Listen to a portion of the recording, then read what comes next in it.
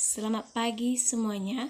Kita akan memulai aktivitas belajar kita, pendidikan kewarganegaraan, pertemuan yang ketiga, dengan judul HAM di Indonesia. Nah, kita akan membahas HAM di Indonesia menurut Undang-Undang Republik Indonesia nomor 39 tahun 1999. Nah, yang dimaksud dengan HAM di Indonesia menurut Undang-Undang Dasar nomor 39 tahun 1999 tentang hak asasi manusia. Dengan hak asasi manusia adalah seperangkat hak yang melekat pada hakikat dan keberadaan manusia sebagai makhluk Tuhan yang Maha Esa dan merupakan anugerahnya yang wajib dihormati, dijunjung tinggi, dan dilindungi oleh negara, hukum, pemerintah, dan setiap orang demi kehormatan serta perlindungan harkat dan martabat manusia.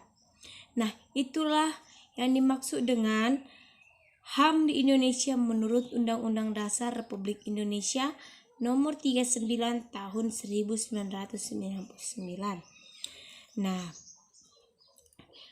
ada juga di sini yang disebut dengan faktor penghambat. Nah, faktor yang menjadi penghambat dalam penegakan HAM di Indonesia adalah kondisi sosial budaya, kondisi Indonesia yang beragam, terutama dalam keadaan budaya, ras, suku, bahasa, dan sejenisnya, menjadikan Indonesia sering mengalami konflik horizontal. Nah, itu dia faktor yang menjadi penghambat dalam penegakan HAM di Indonesia. Yang tadi adalah keadaan budaya, ras, suku, bahasa, dan sejenisnya yang menjadikan Indonesia itu menjadi sering mengalami konflik. Nah, itu dia faktor yang menjadi penghambatnya. Nah, ini ada juga disebut bagaimana implementasi penegakan HAM di Indonesia. Nah, ini dia.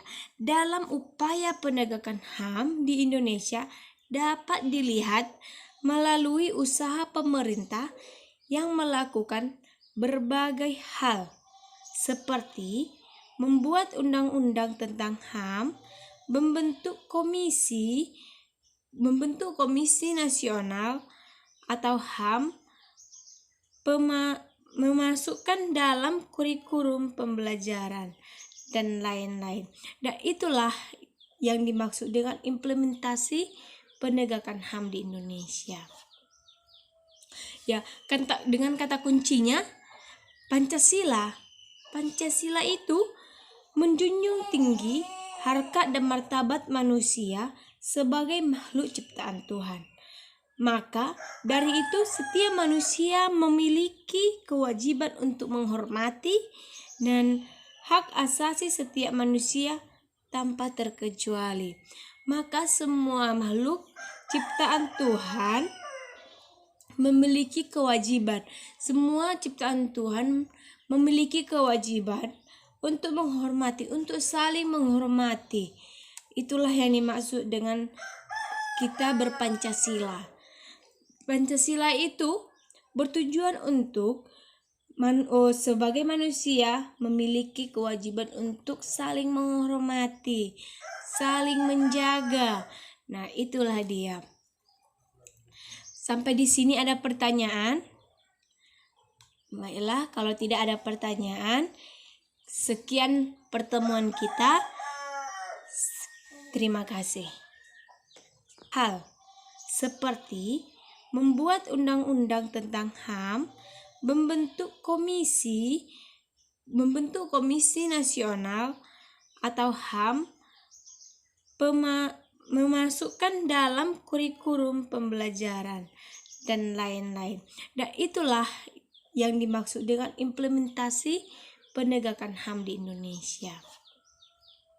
Ya, dengan kata kuncinya Pancasila. Pancasila itu menjunjung tinggi harkat dan martabat manusia sebagai makhluk ciptaan Tuhan.